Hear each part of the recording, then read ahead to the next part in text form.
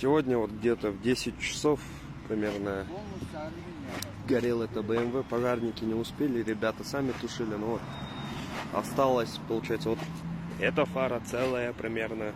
Что еще? Вот диски с колесами, задние фары там. А так в целом 125 тысяч долларов минус. Это, можно сказать, мой долг целый. Вот, видите? Передняя вообще жесть. Короче, по полной программе. Да.